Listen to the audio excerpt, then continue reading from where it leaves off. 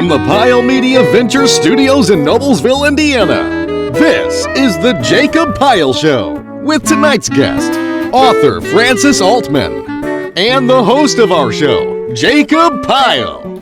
Thank you, Zach, and hello, everybody. Welcome to the Jacob Pyle Show. My name is Jacob Pyle. Glad to have you here with us. For the next 30 minutes, unscripted conversations, but with a difference. No shouting, no cussing. All topics that are being discussed on the Jacob Pyle Show have been approved by me before the show taping. First of all, happy St. Patrick's Day. As you can see, I'm wearing my green, and my guest for tonight is wearing hers too. We have a clip that I want to play for you concerning the book that my guest for tonight is here to promote. The book is entitled Destiny's Daughter. It is written by Francis Altman and can be found at most bookstores, Amazon, Barnes & Noble, and Apprentice House Press. This clip gives kind of a short summary of the book to all of you, so let's play the clip. Destiny's Daughter highlights the events in the life of Dr. Mary Edwards Walker, the only woman Medal of Honor recipient, whose philosophy and actions parallel many goals of young women today. Mary pursued a dream to become one of America's first female physicians, in an 1860s society that opposed such a career. She was swept up in unfolding events that never could have been predicted, serving under fire in the Civil War, imprisoned at Castle Thunder, protesting as a maverick suffragist, reforming women's dress style, and receiving the Medal of Honor. She was a strong, opinioned woman who charmed court and commoners in England, lectured and lobbied for women's rights, from Midwest to the White House. She conveyed her views on temperance, smoking, and women's abuse, and she traveled with the popular dime museums. She urged women to become independent and to support themselves in a chosen occupation. She tuned protesting into a marketing tool for women's rights. She recognized her self-worth, learned to listen and held her tongue when necessary, but often rebutted such stalwart suffragists as Susan B. Anthony. Destiny's Daughter is a contemporary chronology, emphasizing personality and achievements. This book coincides with Civil War and women's rights interests. Learn more about Mary Walker in Destiny's Daughter. Available at most fine bookstores, Amazon, Barnes & Noble, and Apprentice House Press. All right. Joining us now via Zoom to give us more detail about the book is the author of the book, Francis Altman. Francis, thank you for joining us. I'm happy to be here with you, Jacob, and certainly to celebrate St. Patrick's Day. And of course, March is National Women's History Month. So that's probably... So it all works out, yeah. Yes, it works out. Right. Real coincidence. And since the trailer there, as we call it, really defines much of my subject, Mary Edwards Walker, we won't have to really discuss a great deal about the other parts of the book. It of course traces her, not her everything she ever did, but I tried to place myself in her skin and pick out the most exciting things that she did, and felt that was what other readers would enjoy. And also, I tried something a little different, and that's to surround my character with what was also happening at the same time that she was treading up and down the streets of Washington, D.C. What was happening out on the West Coast? Indians and settlements and pioneers and all of the other things that were going on. So anyway, that's the sort of the whole book in a nutshell. She was a close friend of Abraham Lincoln and Mrs. Lincoln. She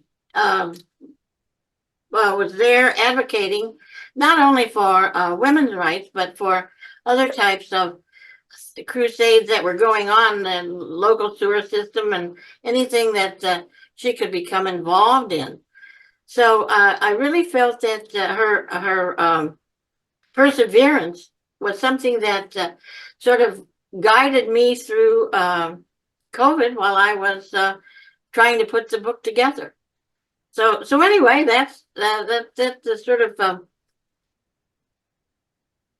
wraps the book up, so to speak. I don't want to spend Yeah. a lot of time rattling about the book. You can also, of course, don't have to buy the book. Ask your library if they have it. I'm a firm believer in going to the library, particularly for senior citizens who like to save a few coins. Also, something that's happening that sort of coincides with Mary Walker is that her face or her portrait will be minted on a new quarter that's coming out that will be issued in June. And as you may have already heard, Fort Hill in Richmond has been renamed in her honor and is now called Fort Mary Washington. So she's sort of come back out of the shadows. And I'm happy to see that because sometimes when we think of people, ladies particularly, back in the 1800s, we're always just jumping to maybe pick out someone like Susan Anthony. And we forget that there were a whole group of women that each one was sort of doing her thing. Wow. Now, before we, I do have one question on the book that I want to talk to you about. But first, you were telling me before we taped our show today that you actually have a connection with Indianapolis, Indiana. Tell us about that. Yes, during the, I would say the early 60s, my husband and I, he was with the AC Nielsen Company in Chicago, and he was an auditor, and we moved to Indianapolis and lived there about 4 years. My daughter, Karen, was born there in St. Francis Hospital. And of course, I think you're only about 25 miles from Indianapolis. So I did get out and certainly know where Noblesville lives. And really appreciated living there. It was a great community. And that's where I was doing a lot of my writing from home and started writing short biographies, 175 pages, for Denison Company. And I had written four men's biographies. And so that's where I sort of started writing and investigating and doing historical research on Mary Walker. So we have some closer ties than I generally do with the things that I write. For those of you who don't know, Noblesville, Indiana is where I tape my show. Not only is it where I tape my show, I actually live in Noblesville myself. So, yeah, I always enjoy having guests on that have a connection with Indiana. That's really cool. Well, hey, did you happen to know that right there, Noblesville did send about 67 volunteers into the Civil War under their troop name, which was Company 1 of the 6th Indiana Volunteer Regiment. And somewhere there in one of your cemeteries, close to something called Monument Road, is some type of a crumbling concrete monument that signifies your participation. Wow. So, but you didn't. That's one of the things that's so great about being a historical researcher. You get all these little bits and pieces, and you sort of map them together. Then, and pretty soon you either have a. I love doing that to a story, and that sort of becomes your basis, and you could use your imagination from there on. All right, we have to pause for this first break. When we come back, we will have part 2 of my conversation with Frances Altman. We're going to get more into who Mary Frances Walker is and all that right after this important message. Stay with us.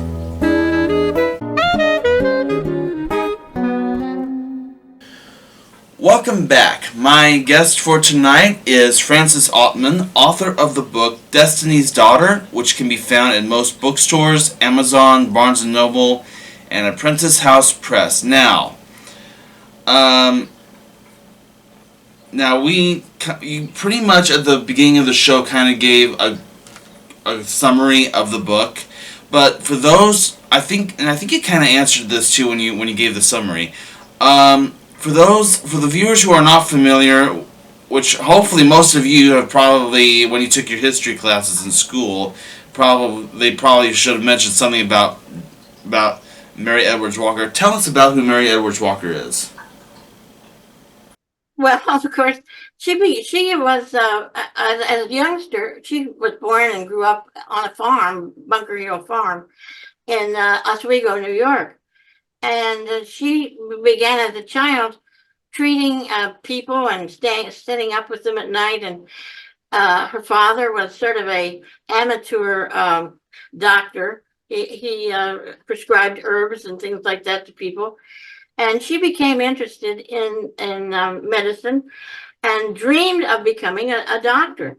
And of course, at that time, women were that was a no-no for women. She finally found a school that would permit her.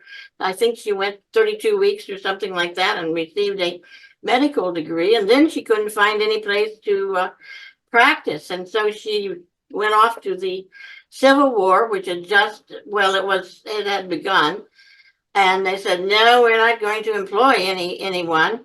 You can volunteer. And so for many years at her own expense, she worked at the Indiana Hospital and right there in Washington, D.C., and began a career as a volunteer doctor and was welcomed by the doctors that were in the field, but kept working and working her way up and was accepted by some and totally rejected by others. So most of her activity was in the Fredericksburg area, Warrington, Virginia, where she was able to go. She was a very good conversationalist, and she was pretty sure of her skills. And she went to General Burnside and convinced him that she should be sort of a mop-up person. She would go into the battlefields after the battle had been fought, and there were still many wounded there. And she would load them on different kinds of trailers and different wagons and so forth, and bring them out and put them on the trains and send them to this Indiana hospital there in Washington, D.C. And so she continued that way until eventually someone sort of gave in and said, okay, you can become you can join the army now and become an official medical doctor, which she did for several years. After that, she, of course, then went on to become a suffragist. And as I mentioned, she was she was more than just wanting women to have the right to vote. She wanted women to be able to plan a career, to pick your own husband, to wear sturdy shoes if you want to go out and march. So yes, in some respects, she might have been somewhat of a character, but she was also very sure of what she wanted to do, and she felt that other women should be encouraged to think this way and not be under the thumb, so to speak, of a parent or even a husband. Mm-hmm. Does that give you a little clearer picture? Yeah, it does. It does give me and the viewers at home a clearer picture, so that's really So cool. when you see ladies marching today, you might think about her, because so many of them are sort of doing the same thing that she suggested that they do. Wear comfortable clothing. That was another one of her crusades, was to get into wearing pants under your dress. That's what she did. But that came as more or less something that you would do when you were going out in the garden. Wear some trousers so that the dew or dirt would not be getting onto your legs as they would when you were wearing these long skirts. That was she was often criticized for that, but there were many women that did wear trousers under their skirts. So she was not really as weird as some biographies make her out to be. I do want to say also that she was very, had a great deal of camaraderie with soldiers, with generals, with congressmen. And that was surprising, even, and you're reminding me that this is St. Patrick's Day. She was with around some very strong men and soldiers and so forth, yet she was supported in most cases by the temperance unions. Whenever she spoke, many of the temperance unions would support her. So she was welcome in both sides of the temperance problem. All right, so Good conversationalist, apparently. yeah. What I've gleaned from going back to her, she had written one book. She was not a writer, except she did. This was interesting. She wrote all of her speeches out on 8 by 11, 8 by 10 size paper, and then would stand there and read it. And so she didn't really write many articles or whatever, but did for a short period of time wrote a book called Hits. And from that is where I gleaned her real personality. Because sometimes when you read historical books, they're written in the third person, and you really never get into the personality of it. And so I felt that I was getting a little closer to the real woman when I read her book and how she had expressed her different philosophy. Awesome. All right. So, what do you think? You mentioned in now you recently published an article too called "Learn to Listen," which was recently published in Higher Learning for Teachers. I happen to agree. I grew up as well as you with no internet, no computer, no social media, none of that, and just sitting down and having an old-fashioned conversation. That is, in part, is why I created the show. This is not an interview show. I want this to be like a half-hour in-depth conversation about you and your books and your articles.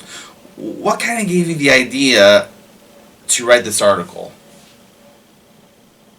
Well, part of my career, I've not only been working for newspapers and so forth along my 50-some-year career, I also taught in the business school at Virginia Commonwealth University. And that was one of the places where I began studying listening. Listening is the other partner along with conversation. You really can't have a good conversation unless someone is listening. That was the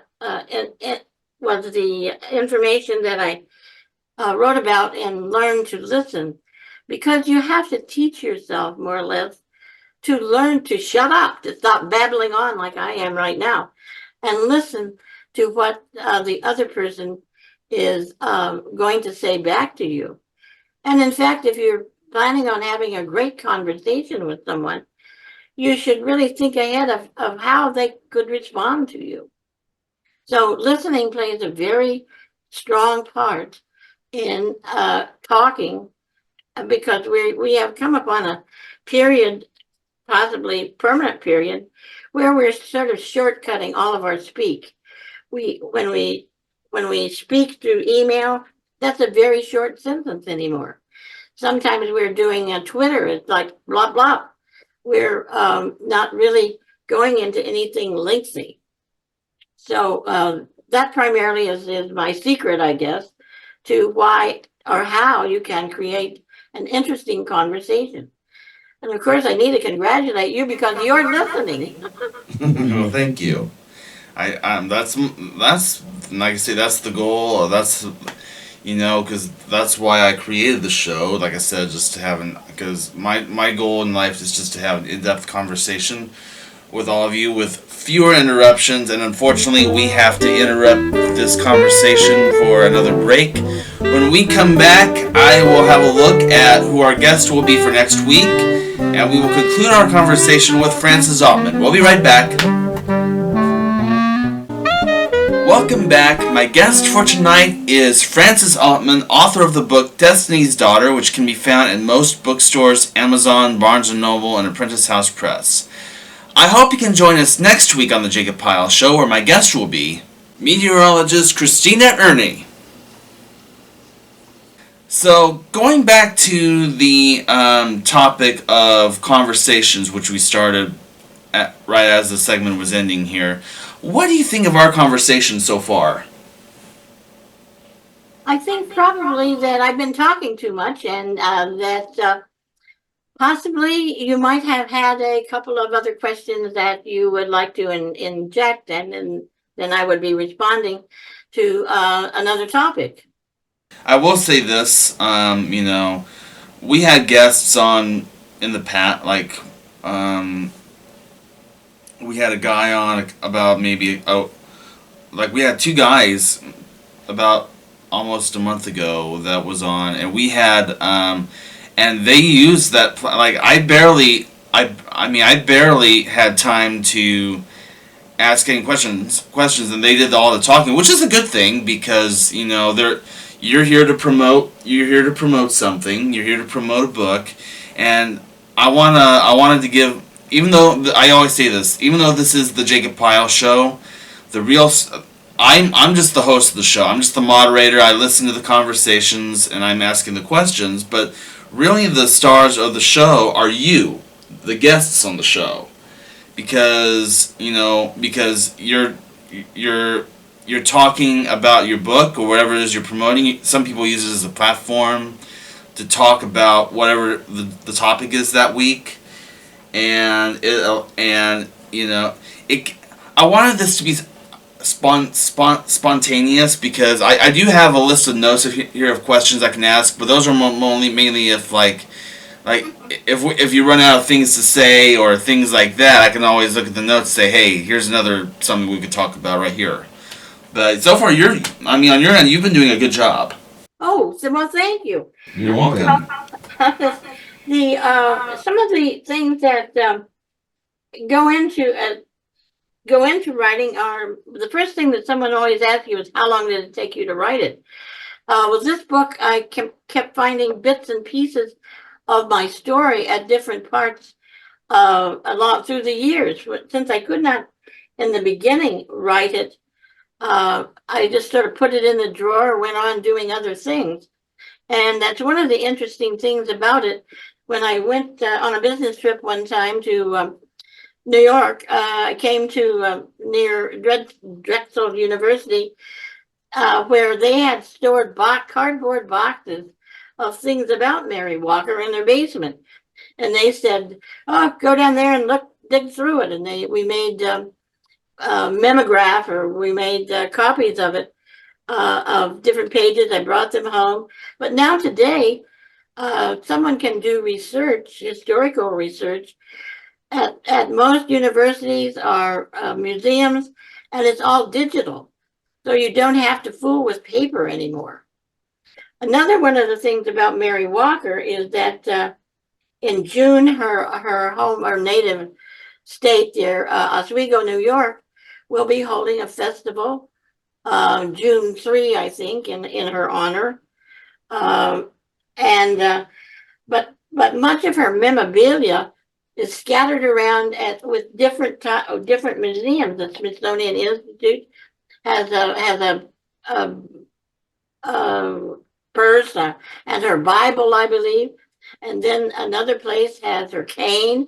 So I found that sort of interesting because you don't generally run into a story where your bits and pieces are scattered all over. You'll find, and this is my fifth book as a biography, and so every one of them has been put together in a different way. One of them, I even did spent a day with the gentleman, a banker, did his interview in one day and was able. He had provided so much material, I didn't have to even do research, just talking to someone.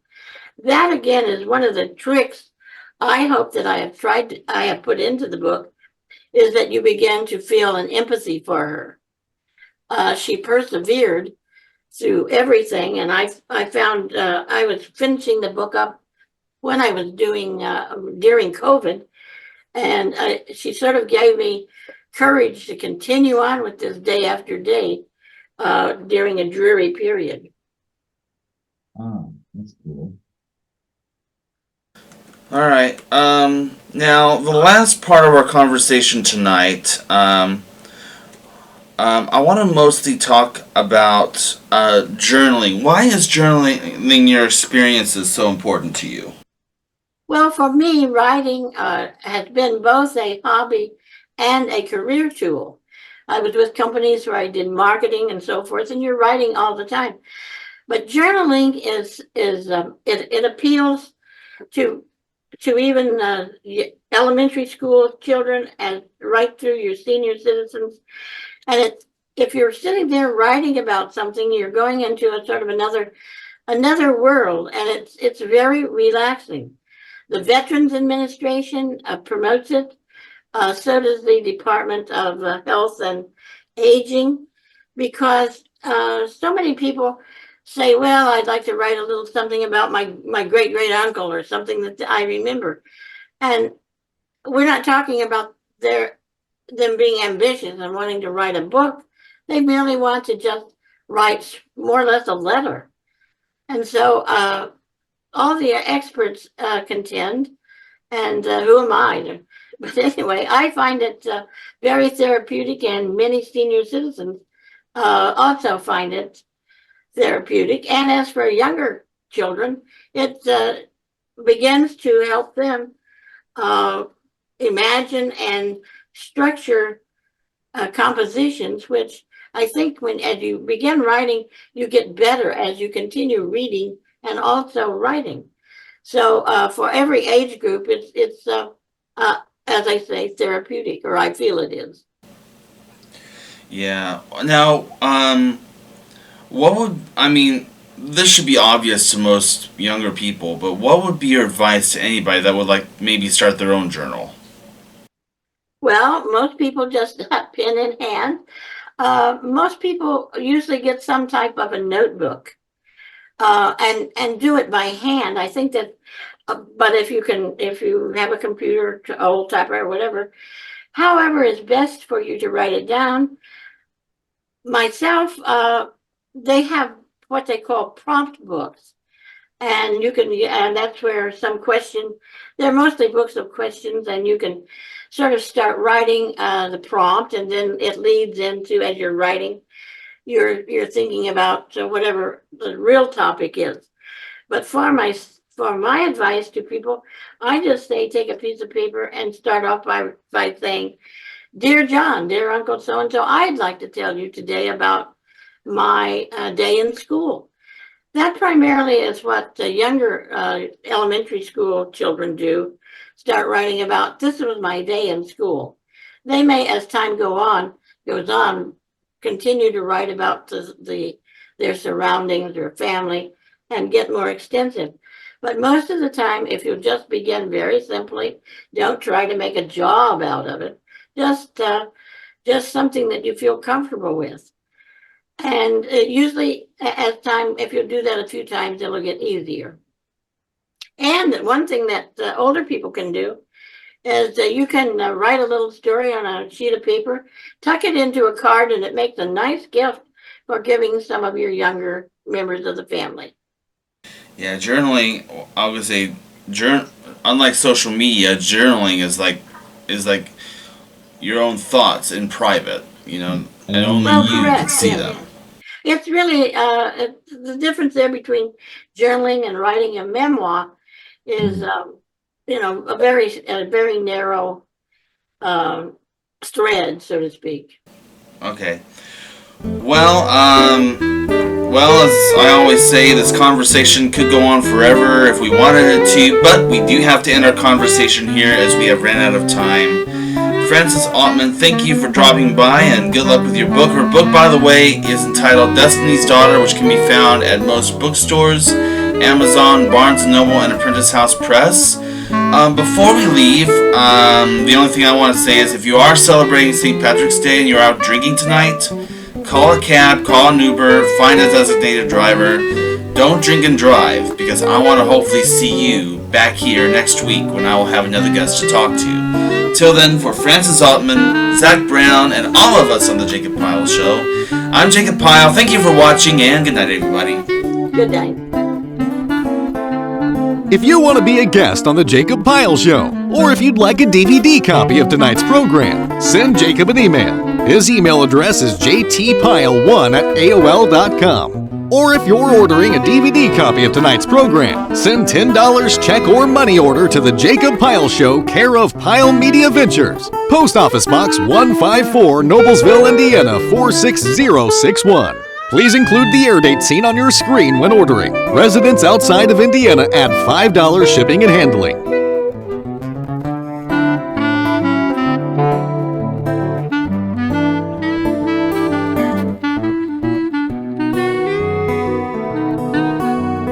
This is Zach Brown speaking for The Jacob Pyle Show, a Pyle Media Ventures presentation. This program has been pre-recorded.